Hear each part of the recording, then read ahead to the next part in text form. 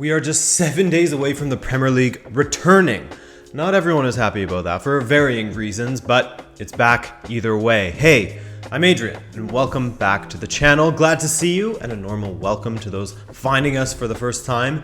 Consider subscribing for more content as all the leagues get up and running across Europe. So in this video, we'll go over some of the changes we can expect to see within the league, what's going on at the top, we'll look at the relegation battle, some interesting storylines, and more. I'll set the league table so we can all eat together next week.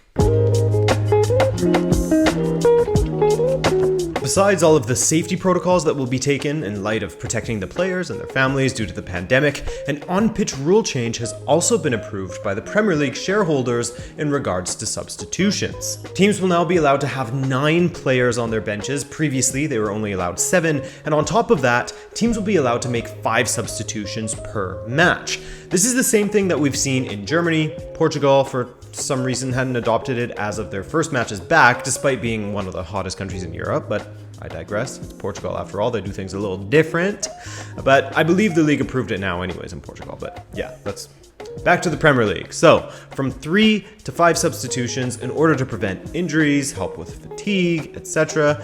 This is huge.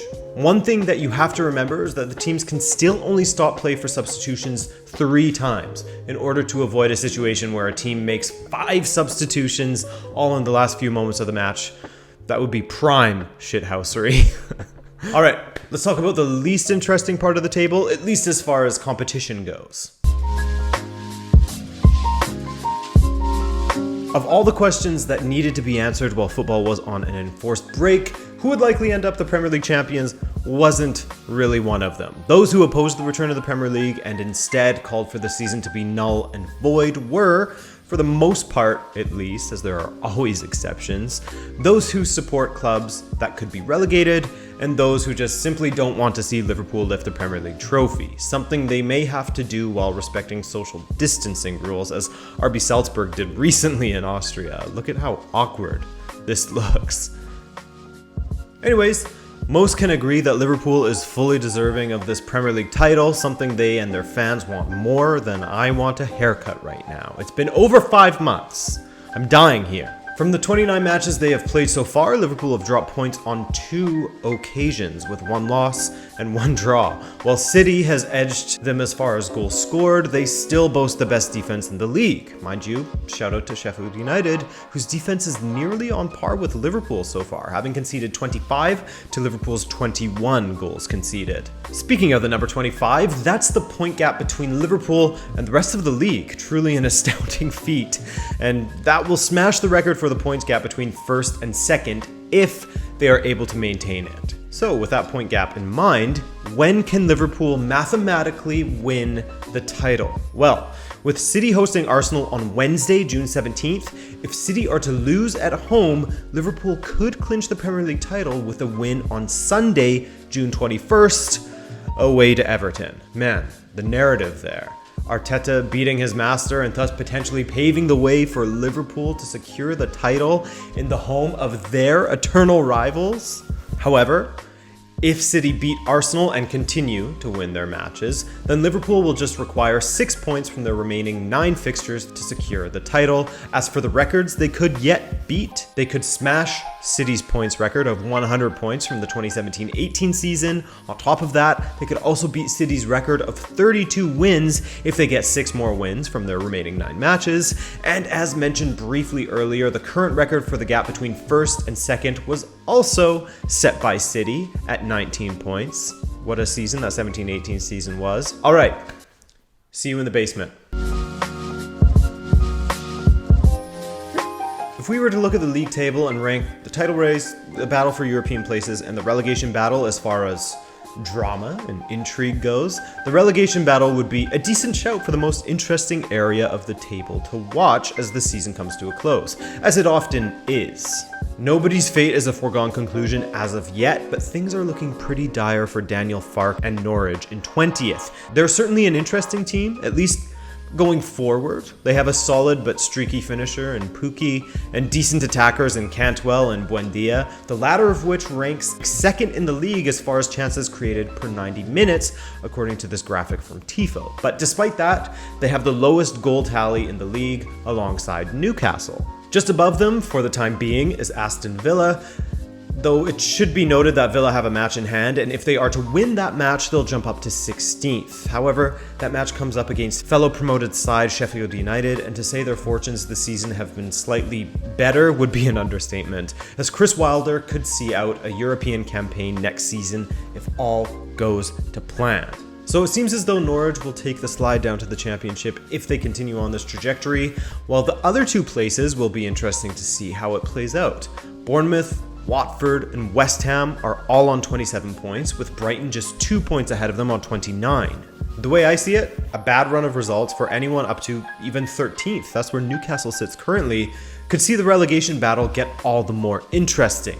I still think Newcastle will be fine, but it will be interesting to see as their next 3 matches will be quite telling. They play Sheffield, then Villa, and Bournemouth. The latter two they can't afford to lose if they want to feel comfortable in the final few matches. Watford strikes me as an unstable club, and I wouldn't be surprised if they didn't survive the season, unfortunately for them. I think that West Ham and Bournemouth will just survive.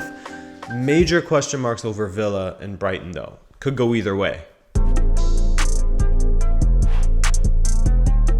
Now for me personally, the competition for the European places is where much of my attention will be, as there are so many interesting storylines. Wolves and Sheffield have usurped both Arsenal and Tottenham in the standings, though it should be noted that if Arsenal beat Man City next Wednesday, they will jump up a few places. I mean, from 5th, where United sit currently, to 9th, where Arsenal are, you're probably going to see those places get scrambled after each match day maybe. Especially when you consider how far Arsenal and Spurs have fallen from their former selves, or at least how the rest of the league has improved. There's 2 ways you can look at it, I guess. I don't think anyone expected Sheffield to be this good this season. I, for one, certainly did not. My prediction was way off with them. The Wolves mixing it up in the top 7 is no surprise to anyone, and Nuno has continued to deliver with this very talented team. What will be interesting to me is how Spurs will do, considering that for perhaps the first time since Mourinho has taken over, really, he has a full squad at his disposal. As time went on, they began to rack up injuries faster than they could rack up points, so there won't be any excuses now. Well, in my opinion, of course, though I'm sure that Mourinho will have some sort of quip. I love the guy. Entertaining as hell for neutrals such as myself. Spurs' first match when they return will be up against Manchester United, a team who since the signing of Bruno Fernandes has looked quite impressive. The guy is a baller and was the missing piece to the United midfield and the team in general, really. And if he and the rest of United can continue to excel, then I will gladly put my hands up and apologize to Ollie for things I have said in the past about his inadequacies. If some of the rumblings of the signings they have been linked with are true, such as bringing in Saul into their midfield, and if Ollie can continue to develop United at this trajectory, then they will be a very fun team to watch next season. Across all competitions, they're currently on an 11-match unbeaten run and have had a clean sheet in 9 of those matches. Improvements at both ends, and they don't have the most difficult schedule to close out the season either. 6 of their remaining matches are against bottom half opposition, though they have tripped up against teams of that caliber in the past. In comparison to their form at the beginning of the season, Leicester City's 2020 has been horrid so far. In January and February, they lost more matches across all competitions than in the first 5 months of play, August to December. But in March, they got back to winning, and it will be interesting to see if their return to form will continue post-COVID break, as they have many tough matches remaining. They are yet to play Everton, Arsenal, and the often slept-on Crystal Palace, Sheffield, Spurs, and United. Despite their early 2020 bobble though, Leicester still managed to stay relatively close to City in the standings, who have a match in hand over Leicester, as you'll be tired of hearing me say by now. City's season has been strange. While they have had no problems going forward, boasting the best attack in the league, their defense has been quite poor, and perhaps the loss of Vincent Kompany was greater than they had expected it to be, not just on the pitch, where he could still put in a decent shift for them, but mostly in the locker room. With the injuries they have sustained, most notably to Aymeric Laporte, but I swear it seems like all of their center backs are taking turns being injured, Fernandinho has had to rotate in as a center back, and while he has done a solid job, that has taken away from their midfield, and with Rodri still getting used to the pace of the Premier League in comparison to La Liga, City's core has felt weakened. Not to mention, Ederson has been far from his best and far from consistent this season and has made a few high-profile blunders. On the topic of inconsistent, that's an apt description of Chelsea, I'd say. Frank Lampard has done well with this team that is in the midst of getting a new identity, really, while they slowly rotate out some of the rusty players at their club from as far back as Mourinho's second stint and Antonio Conte's time with the club. Lampard has brought some youthful exuberance to Chelsea. But with that youthful exuberance comes some inexperience, and while there are still some generals, if you will, within the squad, such as Azpilicueta, Willian, Pedro, Alonso, you can see the direction and the vision Chelsea currently has. Pulisic, when not injured, has been extremely promising. Mason Mount has had some decent flashes. Reece James looks like a lock for the future and the present, to be honest. Tomori has been handed opportunities and done well with them. Billy Gilmore only recently has come to the fore, but he's done well. There's plenty to look forward to. And then, when you consider the players they have gone after in the transfer window, Hakim Ziyech has been confirmed already. He's 27 and close to his prime.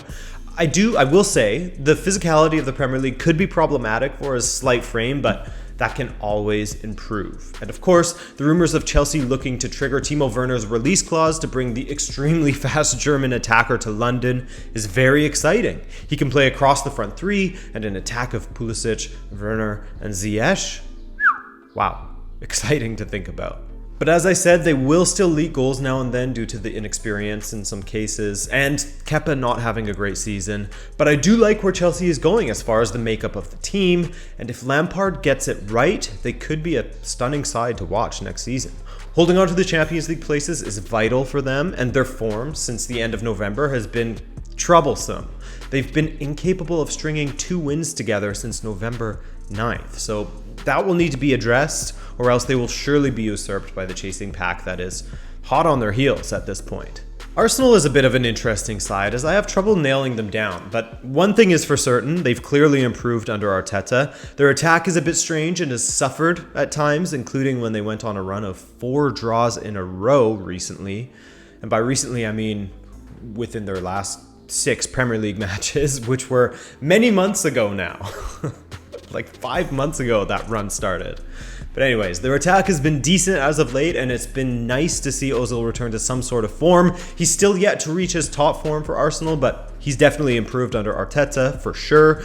As per usual, Aubameyang is there or thereabouts in regard to the Golden Boot race. It doesn't matter whether he's in Germany or England or even how well he's playing, he will still find ways to score. For me, I think the best change that has come with Arteta being in charge is how he has employed the midfield properly. That was something that Unai Emery could not figure out and was constantly getting wrong, in my opinion.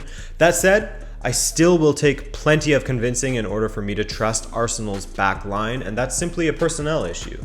David Luiz, experienced but mistake prone. Socrates, same thing. Mustafi, same thing again. Thankfully, in Kieran Tierney's absence, the forever injured Tierney, Bukayo Saka has become an excellent alternative to Sead Kolasinac, and Hector Bellerin, returning to something close to full fitness, will jostle with Maitland-Niles for the right back spot. None of their backline scream defensive juggernaut to me, but it's worked for Arteta so far, and they will be right there in the fight for the Europa League places. Man, imagine 10 years ago saying that Arsenal would simply be fighting for Europa League places. That's crazy. And with that, I think I've painted a pretty picture of the league for you, or set the table, as I said at the beginning, or at least I've jogged your memory a bit, at the very least. If you enjoyed this video, then consider subscribing, but beyond that, enjoy the return of the Premier League, as strange as it will be with the empty stands. I'm Adrian, I appreciate you taking the time to watch, and stay safe out there. Ciao.